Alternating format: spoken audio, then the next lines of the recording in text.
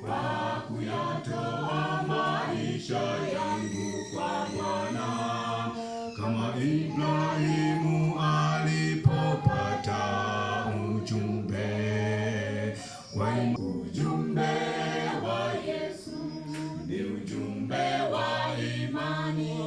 Toeni sadaka, toa moyo wako, mibaraka yote utaipata. Toeni vyote kwake, yote ya kitambo. Ujumbe wa Yesu ni ujumbe wa imani. Toeni sadaka, toa moyo wako, mibaraka yote utaipata. Toeni vyote kwake, yote ya kitambo. Toeni vyote kwake, yote ya kitambo. Ujumbe wa Yesu ni ujumbe wa imani. Toeni sadaka, toa moyo wako, mibaraka yote utaipata. Toeni vyote kwake, yote ya kitambo.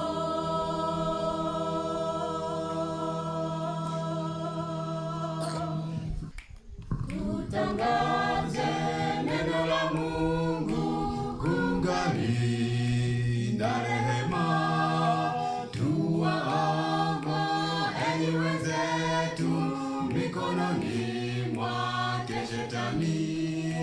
Tutangaze neno la Mungu kungali na rehema. Tuwaokoeni wenzetu mikononi mwake Shetani. Tupaze sauti kwa pendo na huruma. Tuwasihi waje zizini mwake Yesu Mwokozi, kwani saa ya maangamizi yaja duniani. Kwani saa ya maangamizi yaja duniani. Tupaze sauti kwa pendo na huruma. Tuwasihi waje zizini mwake Yesu Mwokozi, kwani saa ya maangamizi yaja duniani. Kwani saa ya maangamizi yaja duniani. Sauti kwa pendo na huruma.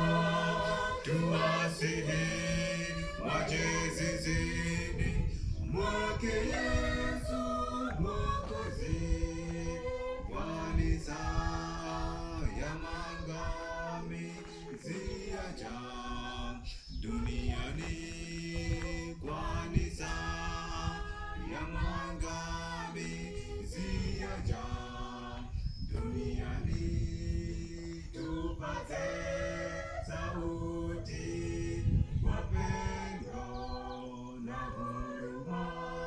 Tuwasihi waje zizini mwake Yesu Mwokozi, kwani saa ya maangamizi yaja duniani.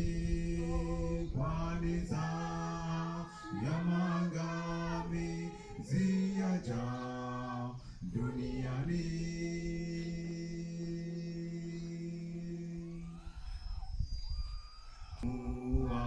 Juu yetu tusipori nasi tutadaiwa na damu ya mataifa, na itakuwa juu yetu. Tupaze sauti kwa pendo na huruma, tuwasihi waje zizini mwake Yesu Mwokozi, kwani saa ya maangamizi yaja duniani, kwani saa ya maangamizi yaja duniani. Waje zizini mwake Yesu Mwokozi, kwani saa ya maangamizi yaja duniani, kwani saa ya maangamizi yaja duniani. Tupaze sauti kwa pendo na huruma, tuwasihi waje zizini mwake Yesu Mwokozi, kwani saa ya maangamizi yaja duniani, kwani saa ya maangamizi yaja duniani.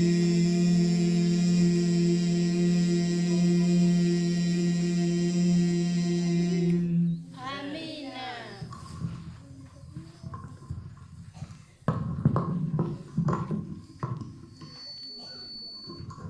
Haleluya. Nasemaje kwa waimbaji? Hamjambo wote wapendwa. Bwana Yesu asifiwe. Jamani, tusipohubiri injili tutadaiwa. Tusipomtangaza Yesu tutadaiwa. Tutadaiwa. Kwa hiyo kila mtu ajitune. Kila mtu afanye nini? Paulo anasema ole wangu nisipohubiri injili. Kwa hiyo huo mzigo umewekwa juu yetu wote. Sasa leo nakuwa na somo fupi linalosema utambulisho wa Yesu.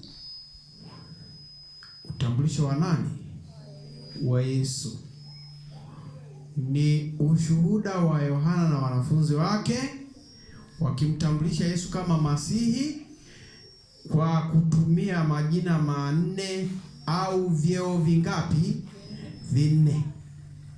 Yohana ndiye aliyetumwa kumtambulisha Yesu. Huyo mzee nilimwonya mapema kabisa. Nikamwambia, Bwana, leo usiniambie nijitambulishe. Kazi ya mzee wa kanisa ni kutambulisha. Haleluya. Naye amenitambulisha tayari. Nikamwambia mimi niachie tu kazi moja ya kumtambulisha nani? Yesu Kristo. Bwana asifiwe sana. Sasa na mimi naazima wanafunzi wa Yohana ndio walikuwa wanafunzi wa kwanza wa Yesu, kwa sababu Yohana alimtambulisha Yesu kwao, na wao sasa wakapokea hilo, wakawa ndio wanafunzi wa kwanza wa Yesu. Kwa hiyo ule ushuhuda wa Yohana kwa wanafunzi wake ulimfanya wao wahame kutoka kwa wanafunzi wa Yohana wakawa ni wanafunzi wa nani? Wa Yesu. Bwana asifiwe sana. Na walipokuwa wanafunzi wa Yesu wakawa ni wahubiri pamoja naye. Kwa hiyo yale mahubiri ya Yohana yalitangulia, yale mahubiri ya Yohana na wanafunzi wake yalitangulia mahubiri ya Yesu na wanafunzi wake. Sasa Yohana alikuwa anasema, jamani, mimi ni mtu mfupi. Alikuwa ni mrefu. Akisema mimi ni mtu mfupi. Anayekuja nyuma yangu ana viatu vikubwa. Ana viatu vikubwa. Siwezi kufungua gidamu ya viatu vyake. Siwezi, yani mimi ni mdogo sana. Yohana huyo anasema ni mtu mdogo sana. Anayekuja nyuma yangu ni pande la mtu. Haleluya. Unasemaga mtu aliyejaza, mwanaume aliyejaza misuli, ana misuli halafu mrefu. Wanasema mtu pande la mtu wa miraba minne, pande la mtu wa miraba minne. Watu namna hiyo. Kwa mfano, kuna askari mmoja ni mlinzi wa Trump, lakini ni Mwafrika mweusi, ni black American. Lakini unakumbuka sera za Trump, huyo rais wa Marekani anapenda sana sera za kibaguzi. Kwa hiyo sasa huyu jamaa anasema huyu jamaa astahili ni mlinde. Hasa ukimwona huyu jamaa ana misuli, mikono yenyewe, akifanya push up, akikimbia, akikimbia sana, afu ni mkubwa sana, afu anakimbia sana. Nashangaa tu mzito, lakini anakimbia na nguvu nyingi, afanya mazoezi, push up, miguu kila mahali pamejaa kitu hiki, chingo hilo, mikono hayo, ana nguvu nyingi, akikimbia sana. Haleluya. Sasa Bwana asifiwe. Nikasema Yohana anapomtambulisha Yesu, anamtambulisha kama mtu aliyeshiba. Tena sema mimi nina njaa. Aliyekuja amefanya nini? Ameshiba. Mimi ninatangulia tu kuwahubiri nyie mtubu. Ninabeba wingu la mvua za vuli. Lakini mimi ni mtumishi tu. Anayekuja nyuma yangu amebeba wingu zito, furushi zito la mibaraka yote kwa dunia. Mibaraka ya mvua za Bwana, mvua za Roho Mtakatifu. Anasema mimi nawatangazia ubatizo wa maji, ubatizo wa toba. Lakini yeye atakuja, hatatangua ubatizo wa maji, atauendeleza, lakini yeye ataongeza ubatizo mkubwa zaidi, ubatizo wa moto. Haleluya. Ubatizo wa Roho Mtakatifu na nini? Na moto. Bwana asifiwe sana. Hasa hebu angalia. Baadaye Yesu naye akakaa mahali fulani, akaanza kuongea na makutano. Akasema, hivi mnamfahamu Yohana au mmeenda tu kuangalia unyasi unaotikiswa na upepo? Yohana lakini mnamfahamu. Hivi mnamfahamu Yohana mtangulizi wangu, mnamfahamu? Watu wakawa wanatulia kimya. Akasema, mlienda kumwona mtu ambaye yuko smart sana, anayevaa nguo nzuri za kifalme. Akasema, wanaovaa vizuri huwa wanakaa huko kwenye ikulu za wafalme wa dunia, kama Herode. Wakati huo Herode ndiye alikuwa mfalme wa Yudea, Uyahudi. Kwa hiyo sema, hapana, mlimuona mwanadamu ambaye ni zaidi ya wanadamu wa kawaida. Mlienda kumwona nabii, lakini yule ni zaidi ya nabii. Bwana asifiwe sana. Huyu ndiye aliyenitambulisha mimi. Na anasema, katika wanaume wote waliozaliwa na wanawake waliotangulia, hakuna anayemzidi Yohana, ila Yohana anawazidi wale wote waliopita. Hilo fungu hilo ndio likanishangaza. Yohana anasema mimi ni mdogo mno. Ni mdogo, ni mfupi. Yule jamaa anayekuja mrefu.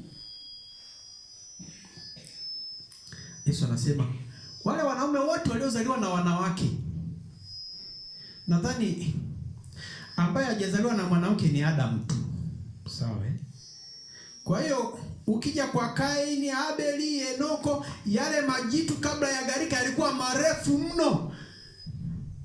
Wote walikuwa ni wafupi mbele za Yohana, kwa Yesu. Kwa maneno ya nani? Ya Yesu.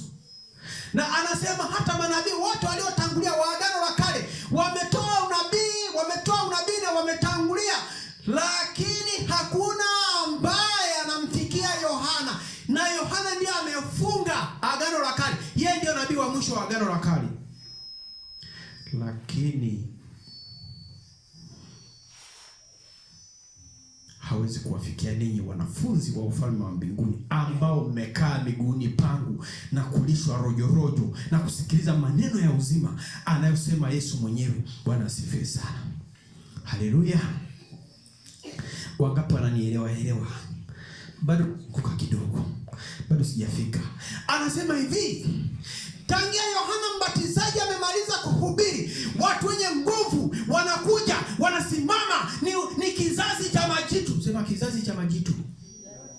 Majitu marefu, makumi yenye nguvu. Sasa kinachonichangaza kidogo, kizazi cha majitu marefu ni kabla ya gharika, na mwisho ni akina Nuhu, akina Goliathi. Wale walikuwa ni watu warefu sana kimwili, lakini Yesu anaongelea uwiano ule wa kimwili, kiroho, kiakili, kijamii. Bwana asifiwe sana. Katika Luka sura ya 2 fungu la 52, hebu mtu asome Luka sura ya 2 fungu la 52. Hebu tuangalie kigezo anachotumia Yesu kuelezea kizazi kinachokuja. Anaposema ufalme wa Mungu umekaribia, ufalme wa Mungu umekuja, ufalme wa Mungu umo ndani yenu. Sasa Yesu anaongezea kizazi hiki cha mwisho ambacho ndio kitasimama na kitaonyesha utukufu wake na kutangaza injili kwa mataifa. Umesoma? Umepata? Luka sura ya 2 fungu la 52. Nani aliyepata? Anasema shika. Naye Yesu akazidi kuendelea katika hekima na kimo, akimpendeza Mungu na wanadamu. Naye Yesu alizidi akaendelea kukua katika hekima na katika kimo, akimpendeza Mungu na nani? Na wanadamu. Jamani, kumekucha. Jamani, kumefanya nini? Kumekucha. Ndio. Kumepambazuka. Kwa hiyo naenda kuongelea habari ya vyeo vinne vya Yesu Kristo kulingana na utambulisho wa Yohana. Kwa hiyo Yesu anasema Yohana anapofunga ngwe ya agano la kale, yeye anamtambulisha sasa agano, Yesu ambaye ndiye anainitiate ngwe ya agano jipya, na anasema yeye ndiye atakayemaliza kazi yote, na anasema hivi, amebeba lile reki yake ya kusafisha shamba lake na kupanda na kulima na kuvuna na kupeleka ngano ghalani. Bwana asifiwe sana. Haleluya. Na magugu atayachoma kwa nini? Kwa moto. Kuna majina 4 ya Yesu Kristo katika Yohana sura ya 1 mstari wa 19 hadi 49. Ni sehemu ya ile unajua Yohana sura ya 1 inamtambulisha Yesu. Kuna majina mengi sana pale, majina mengi ya Yesu, lakini leo nitaongelea majina 4 tu. Tena sitaanza na ile ya kwanza anaposema hapo mwanzo kulikuwepo na neno, naye neno alikuwepo kwa Mungu, naye neno alikuwa nani? Mungu. Hiyo ndio utambulisho wa Yohana anapoandika injili yake. Hapa katikati Yohana anatuambia jinsi wanafunzi wa Yohana na Yohana mwenyewe yule mbatizaji walivyomtambulisha Yesu. Namba 1.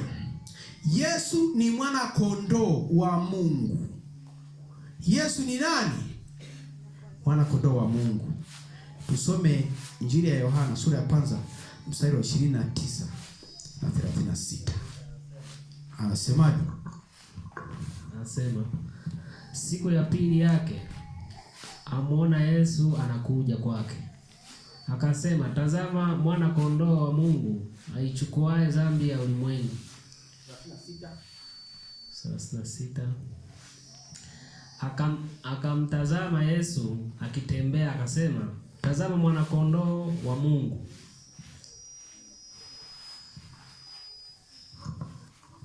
Haleluya. Tazama mwana kondoo aondoaye dhambi za ulimwengu. Mwana kondoo wa Mungu. Ndio maana tumeimba wimbo nimekombolewa na Yesu na sasa ninafurahi kwa bei ya mauti yake. Mimi ni mtoto wake. Bwana asifiwe sana.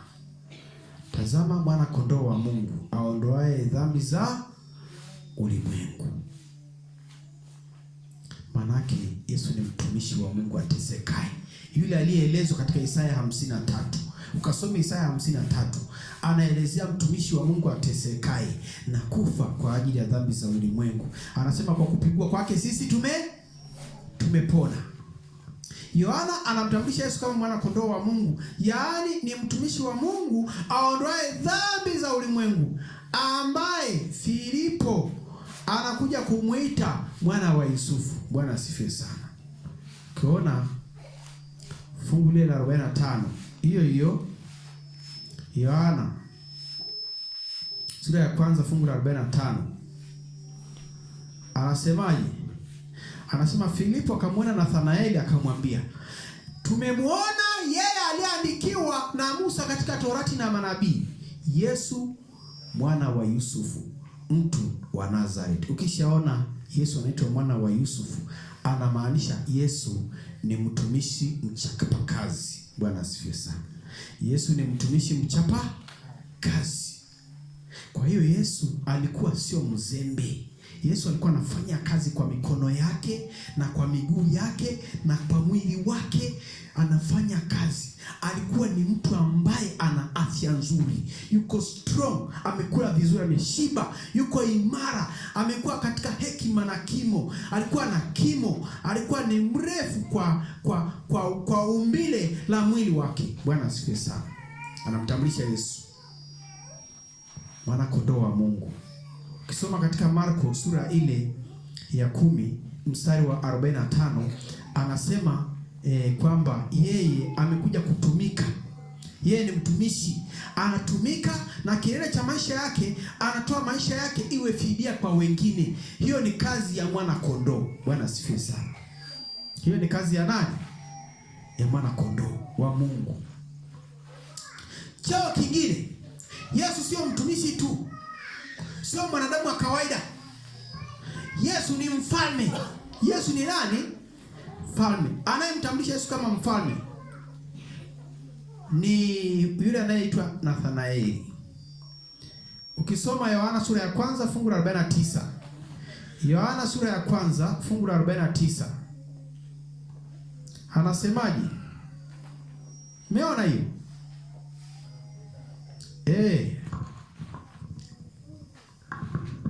Nathanaeli akamjibu, Labi, wewe u mwana wa Mungu, ndiwe mfalme wa Israeli. Tunaenda zile sehemu ya mwisho. Anasema wewe ni mfalme wa nani? Wa Israeli. Kwa hiyo Yesu sio mtumishi tu, Yesu pia ni mfalme. Mara nyingi wafalme huwa sio watumishi, na mara nyingi watumishi huwa sio wafalme. Watumishi ndio wanaagizwa na wafalme.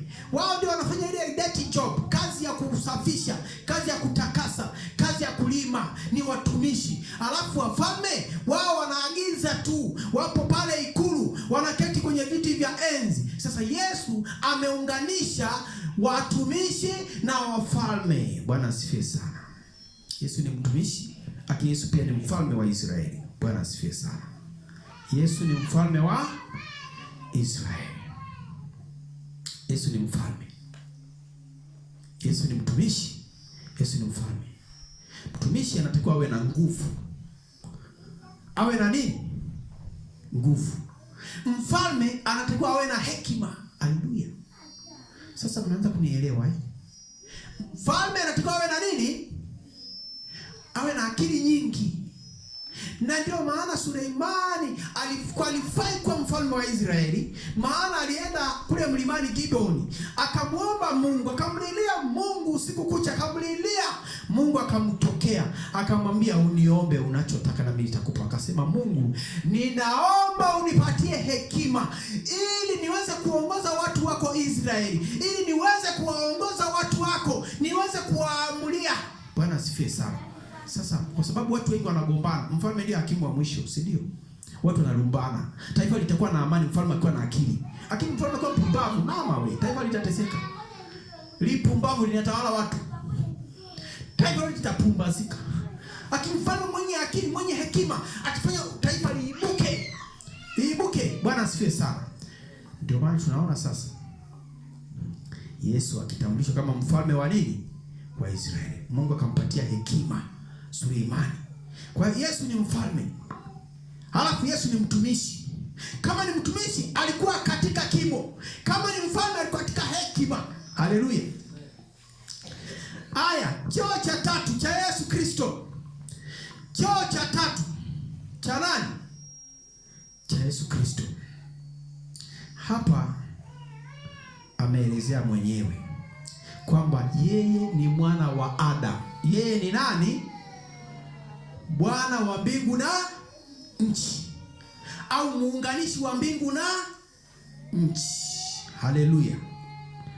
Soma Yohana sura ya kwanza mstari wa 51. Yohana sura ya kwanza mstari wa 51. Hebu soma. Akawaambia, amini amini nawaambia, mtaziona mbingu zimefunguka na malaika wa Mungu wakikwea na kushuka juu ya mwana wa Adamu. Hiki ni cheo kidogo, ni kikubwa? Ni kikubwa mno. Mwanadamu ana cheo kikubwa kuzidi malaika. Sasa Yesu anaitwa mwana wa Adamu. Haleluya. Yeye ni nani? Mwana wa Adamu. Ni Bwana wa mbingu na nchi. Kama ni Bwana wa mbingu na nchi, ina maana Adamu alipoumbwa yeye alikuwa ni bwana wa nchi hii tu. Alikuwa sio bwana wa mbingu. Kwa hiyo huyu anaonekana ni Adamu mkubwa mrefu kiasi kwamba anasimama duniani, kichwa chake kipo mbingu. Kwa hiyo ni mwanadamu akaja pande la mtu. Hawa watu hata hawanielewi. We Magese, unanielewa kweli? Gine uliho pande la mtu, tofauti na Masokomia. Kile ni jamaa mrefu, ukoo wa watu warefu. Sema ukoo wa watu warefu. Wanadamu wameumbwa wawe warefu. Wakati Mungu anaumba, kile kilicho kizuri na kilicho bora kinakuja mwishoni. Sasa baada ya Mungu kuumba malimwengu yote, akaumba jamii ambayo ilikuwa destined kuwa watawala pamoja naye wa malimwengu. Bwana asifiwe sana. Ndio mwanadamu. Sasa Yesu anasemaje? Amini amini nawaambia. Yesu anapohitimisha utambulisho wa Yohana anasema, mtaziona mbingu zimefunguka na malaika wa Mungu wakikwea na kushuka juu ya, sema, mwana wa Adamu. Yesu ni nani? Tunatoka kwenye ngwe ya kidunia. Ukisema Yesu ni mwana kondoo wa Mungu unaongelea kidunia.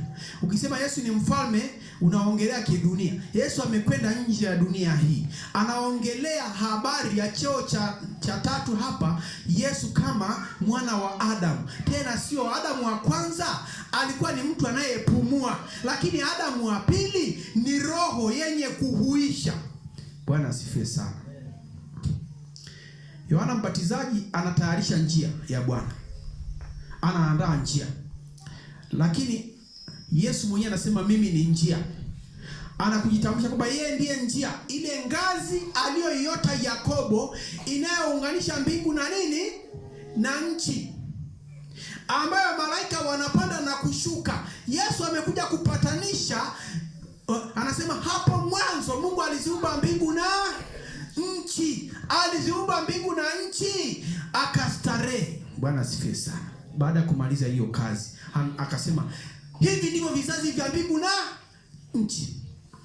Kwa hiyo Kristo yeye anakuwa njia ya kuunganisha mbingu na nchi kwa nafasi yake kama Adamu wa pili, mwana wa Adamu aliyekuja kurejesha mahusiano aliyoyavunja Adamu wa kwanza. Adamu wa kwanza ndiye aliyefanya dhambi, akavunja yale mahusiano yaliyokuwa kati ya Mungu na nani? Na wanadamu. Kwa mfano Yohana 1:23 anasema hivi.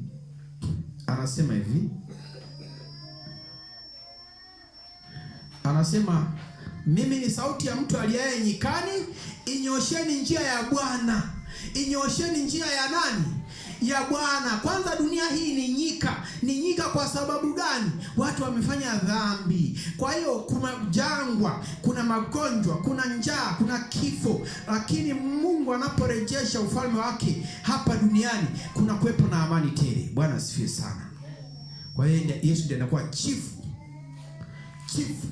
wa dunia hii, lakini ni mfalme kutoka mbinguni, ni Bwana atokaye mbinguni.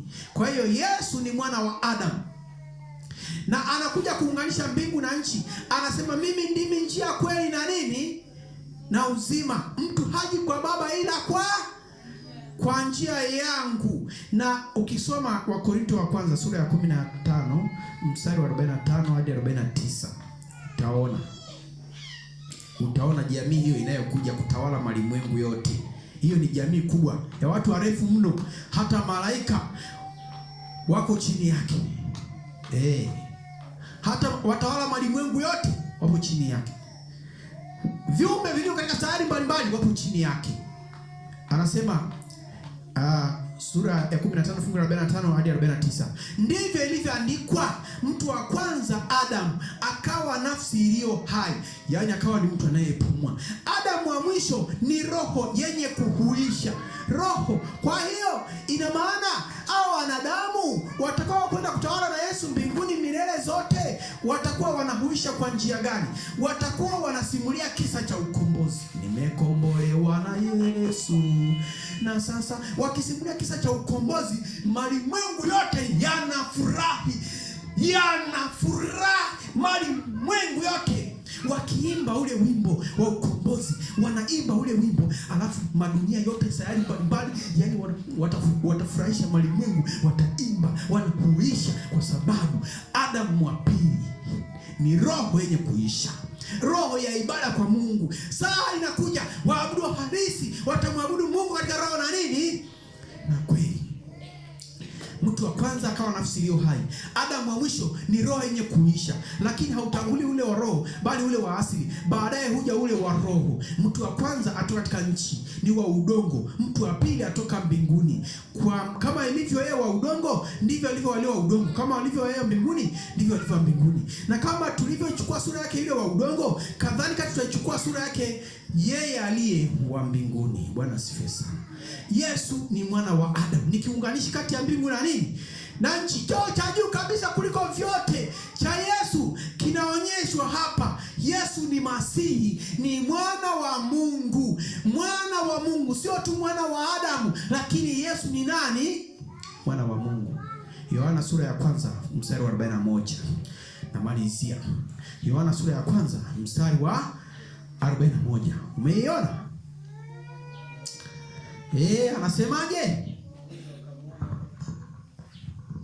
Sema, huyo akamwona kwanza Simoni ndugu yake mwenyewe, akamwambia, tumemwona Masihi, maana yake Kristo.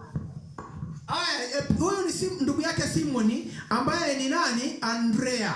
Unaona? Anasema Andrea ndugu ya Simoni Petro alikuwa mmoja wa wale wawili waliomsikia Yohana na kumfuata Yesu. Huyo akamuona Simoni ndugu yake mwenyewe, akamwambia tumemwona Masihi, maana yake Kristo, au mpakwa mafuta, au mtu aliyejaa Roho Mtakatifu. Maana yale mafuta yalikuwa ni ishara ya nani? Ya Roho Mtakatifu. Alafu unamalizia hapo maana yake Masihi, mpakwa mafuta. Ukisoma sura ile ya 18 na sura ya kwanza mstari wa 18 na 34. Mstari wa 18 na mstari wa 34. Tunaona Yesu maana yake akiwa Masihi. Maana yake ni nini? Anasema hakuna mtu aliyemwona Mungu wakati wowote. Hakuna mtu aliyemwona Mungu wakati wowote. Ni Mungu mwana pekee aliye katika kifua cha Baba. Huyu ndiye aliyemfunua. Ni Mungu mwana pekee aliye katika kifua cha nani? Cha Baba. Huyu ndiye aliyefanya nini? Aliyemfunua.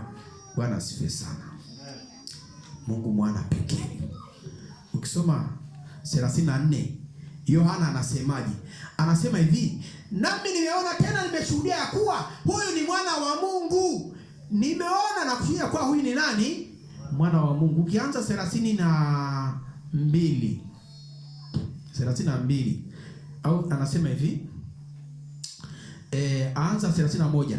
Walakini mimi sikumjua, lakini kusudi alidhihirishwe kwa Israeli. Ndio maana mimi nalikuja nikibatiza kwa maji.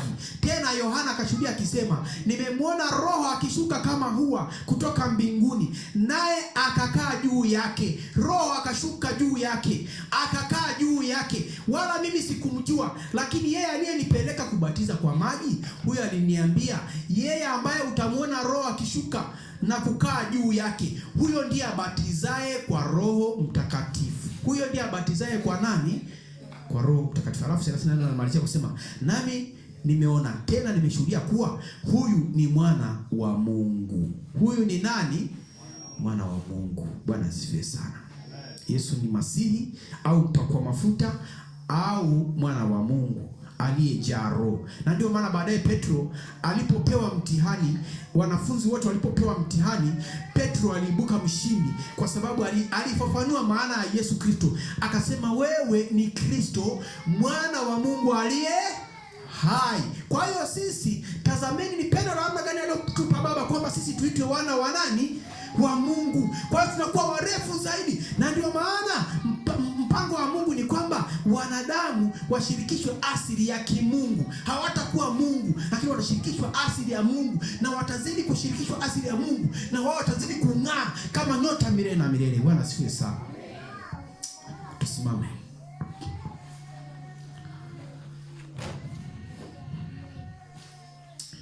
Wangapi wanasema, mchungaji uniombee na mimi nataka nifanane na Yesu. Nimeshamtambulisha Yesu kwenu kwamba yeye anakuja kuanzisha jamii ambayo watakuwa watawala pamoja naye milele zote huko mbinguni.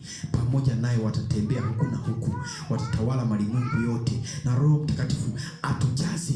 Amekuja kutangaza mwaka wa Bwana, mwaka wa Roho Mtakatifu, kwamba wale wanadamu mvua za Roho Mtakatifu kule Agano la Kale wanaambiwa walikuwa wachache sana, lakini katika Agano Jipya kutakuwepo na manabii wengi sana, watu waliojaa hekima, watu warefu, watu wenye hekima, waliojaa hekima ya Roho Mtakatifu, walijazwa Roho Mtakatifu na nguvu ili kutangaza habari njema. Na kwa kadri tunavyozidi kusogea mwisho wa dunia, ndio Mungu anazidi kuongeza baraka tele na neema tele, ili wale wote waliozaliwa kwa neno waitwe wana wa Mungu. Bwana wabariki sana. Tusimame tuombe. Mungu Mwenyezi, asante kwa upendo wako. Asante kwa ajili ya Yesu Kristo ambaye umemtuma ili kutuokoa sisi, na hatimaye tusimame mbele zako kama watumishi wako, tukikuabudu katika roho na kweli, na kuongoza malimwengu yote, kuongoza wanadamu wote wa kila taifa, kabila, lugha na jamaa, wa kuabudu wewe, wa kutukuze wewe, wa kushukuru wewe, na kuongoza viumbe vingine, hata kuwaongoza wale ambao hawajawahi kuanguka, wazidi kukutukuza kwa sababu ya mpango wa ukombozi, kwa sababu ya sayansi ya ukombozi. Tunaomba baraka ziwe tele, zimiminike tele kwa jamii ya wanadamu, furaha mbinguni na duniani, kwa jina la Yesu Mwokozi, amina.